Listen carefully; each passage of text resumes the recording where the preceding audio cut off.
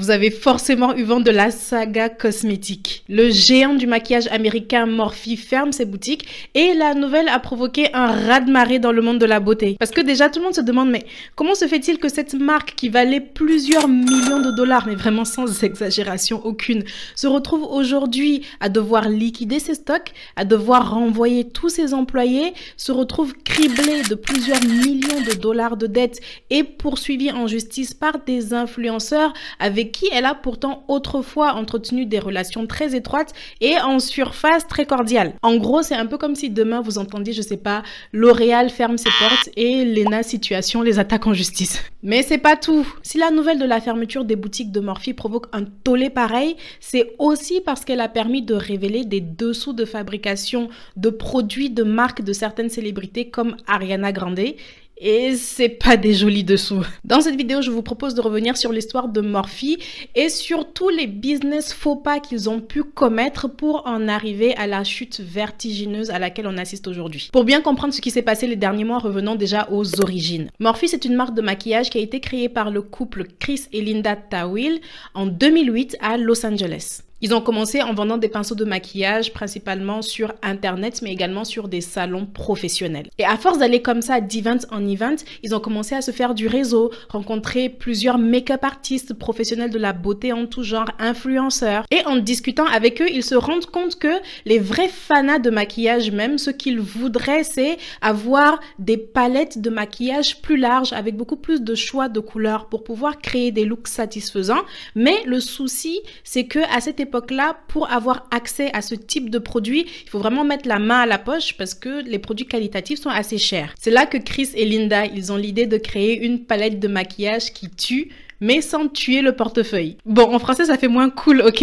Mais en anglais, ça donne a killer makeup without killing the wallet. Imaginez ça avec un accent américain trop stylé, mais vous le comprenez, le concept de Morphe, c'est de proposer un maquillage de super qualité, mais à prix abordable. Et retenez ça parce que vous allez voir, ça va vous faire bien rire plus tard. Mais c'est comme ça qu'ils sortent leur première palette de maquillage de 35 couleurs à 35 $ seulement. Et au lancement, le site de Morphe est carrément en PLS tellement le concept fait fureur parce que le fait qu'il y ait beaucoup de choix de couleurs plaît énormément, mais surtout parce qu'il est porté par des méga influenceurs que Chris et Linda ont maintenant dans leur carnet d'adresses grâce à tout leur travail de networking. À ce moment-là, nous sommes en 2013, donc la tendance beauty guru bat son plein et les gens ils sont à fond dans les tutos maquillage sur YouTube. La marque collabore avec des personnalités très influentes comme Jaclyn Hill, une des pionnières du beauty guruisme. Cette fille, elle avait la réputation de lorsqu'elle collabore avec une marque, ils sont sold out en quelques minutes. Donc vous voyez un petit peu le niveau et l'opportunité commerciale pour Morphe. Plus tard, Morphe collabore également avec James Charles,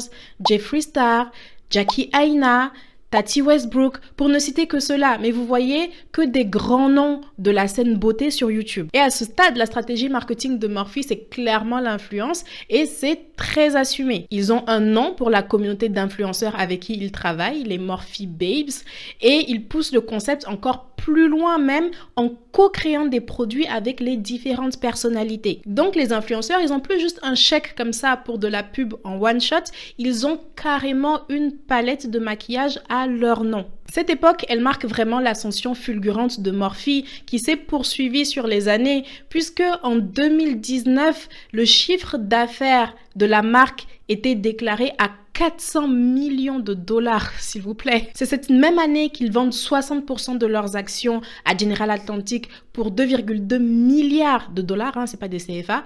General Atlantic qui est une société d'investissement qui possédait déjà des actions dans d'autres marques de cosmétiques comme Too Faced avant qu'ils ne se fassent eux-mêmes racheter par Estée Lauder. La parentalité des marques en cosmétique, c'est compliqué. Mais tout ça pour dire Morphe a de l'argent, beaucoup d'argent, et ils ouvrent plein de magasins à travers le globe. Rien qu'aux US, il y en avait 27. Donc quand je vous dis ils étaient en explosion, ils étaient en explosion quoi. Et vous voyez ce schéma de croissance qui à l'extérieur peut sembler idéal et extrêmement positif. En business, ça peut souvent rimer avec le début des problèmes. Une chose dont on parle souvent, c'est du danger d'une entreprise à ne pas croître ou à croître trop lentement. Mais il y a plus grand danger encore, c'est de croître beaucoup trop vite. notamment parce que, comme dans le cas de Morphe, les charges augmentent très rapidement. Imaginez-vous, on est parti d'une marque qui vendait ses produits sur des salons et sur Internet exclusivement, déjà à l'époque dans une optique de limitation des coûts, à une marque qui possède plusieurs lignes de produits et surtout ouvre des magasins à tout va. Le modèle est différent et en termes de charges, on n'est plus sur les mêmes problématiques. Posséder un magasin, ça coûte de l'argent. Posséder plusieurs magasins, ça coûte encore plus d'argent. Vous devez penser au loyer de vos locaux, à l'entretien, au salaire de tous vos employés, à toute la logistique à mettre en place pour l'acheminement de vos stocks de produits et même à la production de ces stocks en question. Donc les bénéfices que vous allez tirer ne seront plus les mêmes et une stratégie pour maintenir votre niveau de rentabilité, ça va être de maintenir vos charges au plus bas possible. Et quand on est une entreprise de cosmétiques, quel est un coût qu'il est très tentant de baisser au maximum? Le coût de fabrication. Vous vous souvenez quand je vous disais que le leitmotiv des fondateurs de Morphe était de proposer des produits très qualitatifs à prix abordable? Eh bien, c'est le moment de rire un bon coup parce que dans la réalité, l'histoire était tout autre. Dans la réalité, Morphe avait une stratégie qui était très similaire à celle de beaucoup de marques. C'est qu'elle allait fabriquer ses produits à que dalle dans des usines en Chine, les mettait dans un joli packaging et venait les mettre dans la main de leurs clients. Pourquoi pas? En soi, il n'y a rien de mal à cette stratégie tant que les produits qui sont fabriqués sont de la qualité qu'on promet aux cibles. Mais vous vous en doutez, si nous sommes tous réunis ici, c'est que le contrôle qualité ne semblait pas être une priorité de Morphe. Les clients ont commencé à se plaindre de l'inconsistance dans la qualité ou du manque de qualité tout court des produits de la marque et également des compositions changeantes avec parfois des composés animaux qui faisaient apparition dans des produits qui étaient promus comme vegan. Tout ça faisait que Morphe commençait à apparaître comme une marque qui se servait de l'image glamour des influenceurs pour vendre des produits bas de gamme sans se soucier des valeurs de leurs clients. Donc finalement, une stratégie pensée pour maintenir le rythme de croissance de la marque ne fait que se retourner contre eux et les ralentir en entachant leur image. Et ça va pas aller en s'arrangeant. On l'a vu, Morphe a explosé et s'est fait connaître par une multitude d'influenceurs. Mais le problème quand on est une marque qui est aussi fortement portée par des égéries, c'est qu'on finit par subir un petit peu tous les bad buzz de l'égérie en question parce que notre image est fortement associée à la sienne. Quand une personnalité fait quelque chose de mal, on a tendance à mal voir tout ce qu'elle a pu dire, tout ce qu'elle a pu faire et aussi tout ce qu'elle a pu recommander auparavant. Et vice-versa d'ailleurs, quand c'est une marque qui fait quelque chose de mal, on a tendance à avoir ces égéries en mode « Ah, t'as vraiment collaboré avec elle, voilà, je veux plus te suivre ». Un exemple récent de cela, ça va être le scandale Balenciaga, où ils ont mis en scène des enfants dans un contexte plus qu'inapproprié. Kim Kardashian, étant leur égérie, a dû s'exprimer pour dire qu'elle ne cautionnait pas ça et qu'elle annulait sa collaboration avec eux. Eh bien, en termes de bad buzz, mesdames et messieurs, Morphe va être servi parce que franchement, ils n'ont pas choisi les personnalités les plus sages. Toutes leurs grosses têtes d'affiche ont été dans la sauce à de nombreuses reprises. Vous êtes prêts? Accrochez-vous. On ouvre le bal en 2019 avec Jaclyn Hill qui vend des rouges à lèvres pleins de poils et de moisissures. On poursuit en 2020 avec Jeffree Star qui est accusé d'avoir tenu des propos racistes et ça ne s'arrête pas là parce que Tati l'accuse lui et son compagnon d'être des manipulateurs. Ça va tellement loin que même Jackie Aina se lève pour dire qu'elle boycotte Morphe parce qu'elle peut pas cautionner une marque qui travaille avec des gens qui tiennent des propos racistes. Morphe, sous la pression publique, décide de rompre toutes leurs activités commerciale avec Jeffree Star, mais les problèmes ne finissent pas. En 2021, c'est James Charles qui s'amuse à envoyer des nudes à des mineurs entre deux vidéos postées sur YouTube. Donc là encore, Morphe décide d'arrêter toute leur promotion avec lui. Tous ces dramas, pour ne citer que cela, ne font qu'entacher encore plus l'image de Morphe et il y a quelque chose de très intéressant qu'il faut comprendre ici. C'est que pour un influenceur, même s'il est dans la sauce, le bad buzz attire toujours plus l'attention sur lui et surtout sur son contenu. Il peut faire toujours plus de vues qu'il va monétiser ensuite. Mais quand vous êtes une marque et quand vous boycottez, c'est que on n'achète plus vos produits. Et ça fait quand même un sacré trou dans la trésor. Donc, vous êtes dans l'urgence d'éteindre le feu au plus vite. C'est comme ça que juste un mois après leur séparation avec Jeffree Star, Morphe décide de se rebrander et ils veulent aussi que les gens parlent un petit peu d'autre chose, je pense.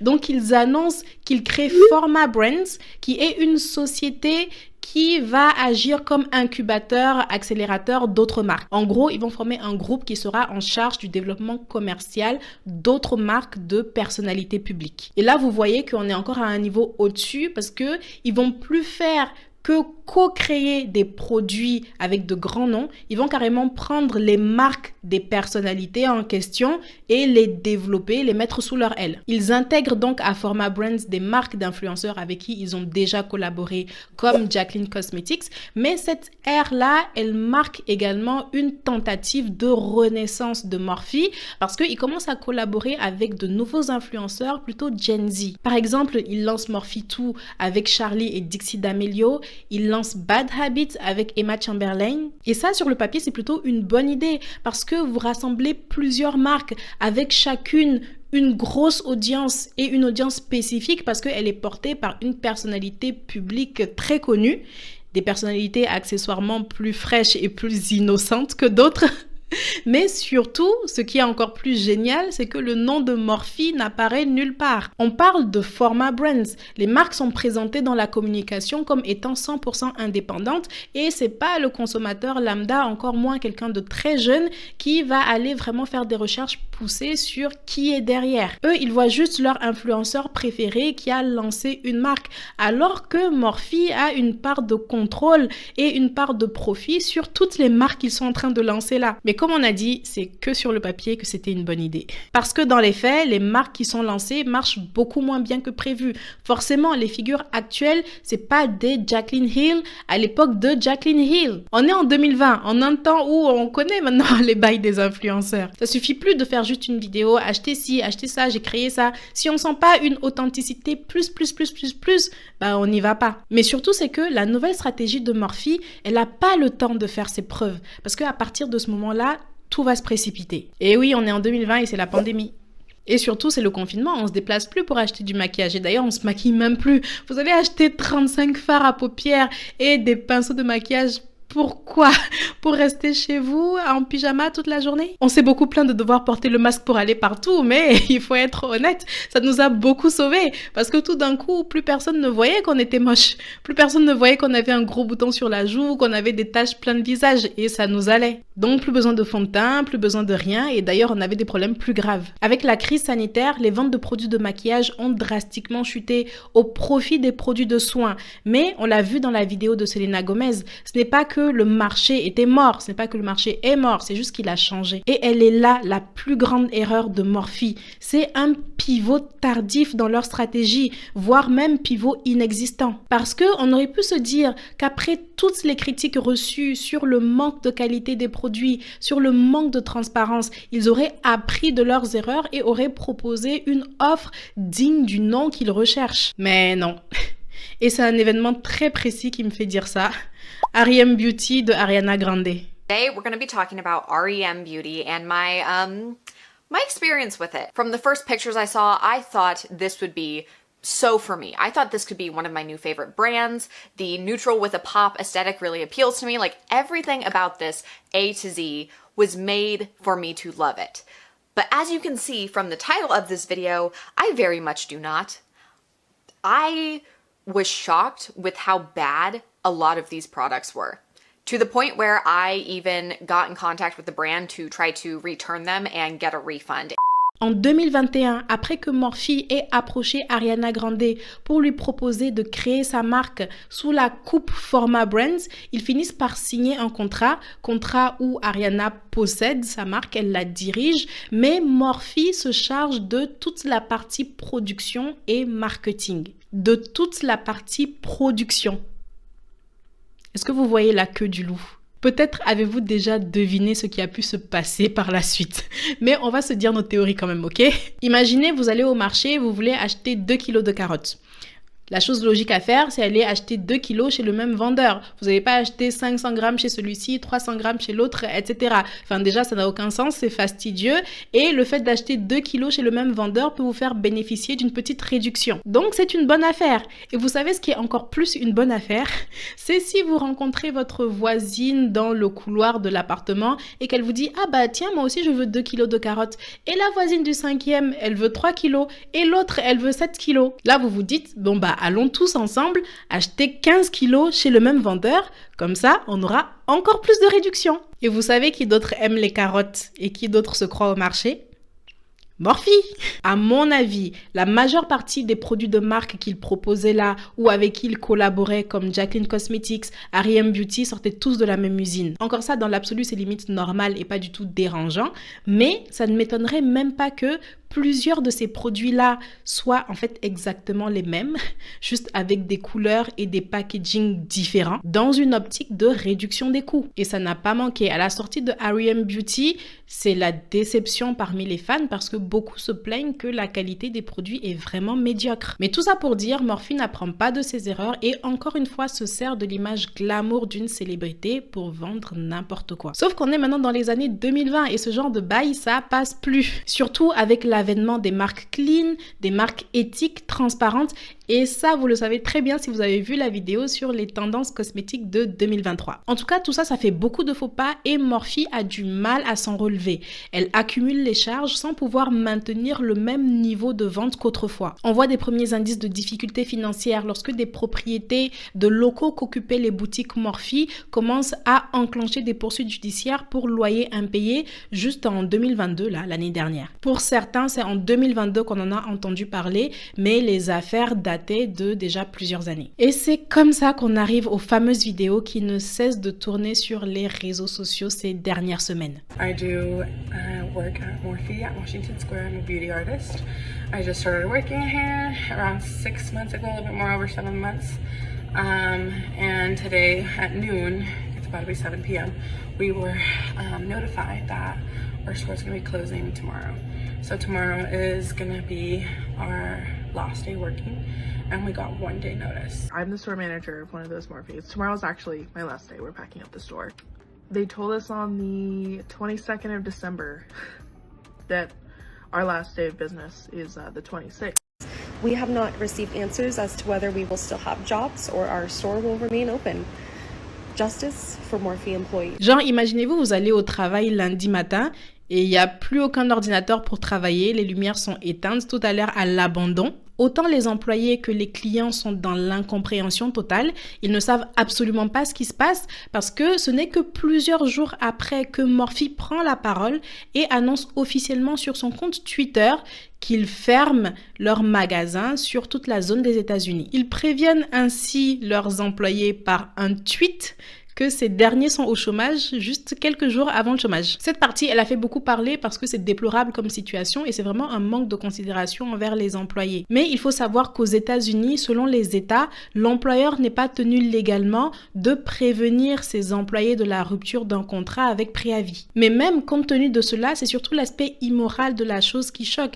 Et ça, pour moi, c'est le plus gros problème de Morphe. Pour une marque qui a déjà beaucoup de problèmes de transparence, d'éthique, c'était vraiment pas la bonne façon de faire pour se relever et repartir sur de bonnes bases. Oui, parce que après tout ce qu'on a dit, la situation de Morphe peut vous sembler désespérée, mais un nouveau départ est possible. La société est poursuivie pour plusieurs millions par un tas d'influenceurs et autres créateurs de marques avec qui ils ont collaboré. Et les raisons précises de ces différentes poursuites sont en réalité assez floues, mais les gens supposent que c'est parce que Forma Brands n'a pas respecté les engagements de développement qu'elle avait envers les marques qu'elle avait sous sa coupe. La société est donc bien endettée et suite à l'annonce de la fermeture des magasins, déclare la faillite et les gens se disent que c'est la fin. Mais en vrai, il ne faut pas en être si sûr parce qu'il y a une petite subtilité légale à prendre en compte. En fait, c'est qu'en anglais, ils disent « Morphe files for Chapter 11 bankruptcy ». Les gens ne retiennent que bankruptcy, faillite, alors que c'est ce Chapter 11 là qui est le terme le plus important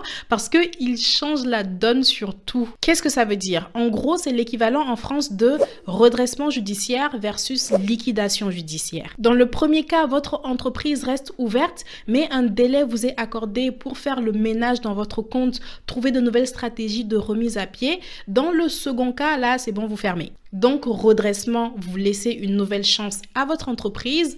liquidation, vous clôturez. Et cette histoire de redressement judiciaire, eh bien c'est pratique parce que ça laisse du temps à l'entreprise pour renégocier ses dettes. Donc déjà, renégocier, c'est qu'en attendant, il paye rien et surtout, le temps pour une entreprise qui est endettée, mais c'est la ressource la plus précieuse. Parce que avoir du temps vous permet de faire un maximum de trésor, vous refaire une santé financière, puisque vous êtes en quelque sorte à l'abri des créanciers. Et suite à cette procédure, l'entreprise peut tranquillement être rachetée et rebrandée. Parmi tous les influenceurs et autres créanciers qui poursuivent Morphe, c'est sûr qu'au final, beaucoup ne seront pas payés. Pour le moment, en termes d'influenceurs, je pense que Jaclyn Hill est le seul nom qui apparaît sur la liste des dettes qui seront acquittées. Les sommes qui ont été réclamés par Jeffree Star et James Charles ont été contestés. On se demande pourquoi.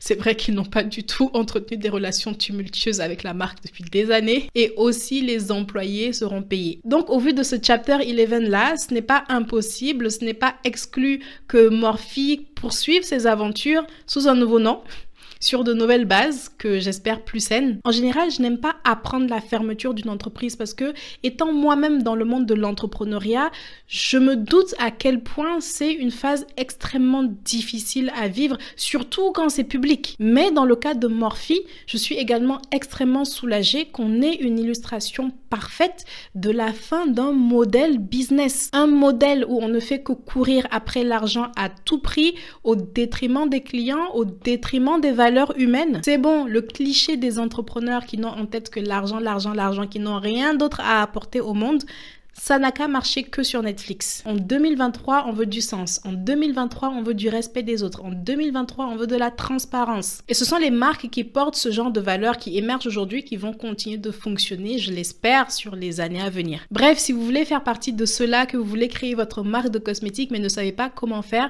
checkez la masterclass que je vous ai préparée en barre de description qui vous décrit toutes les étapes par lesquelles vous devez passer.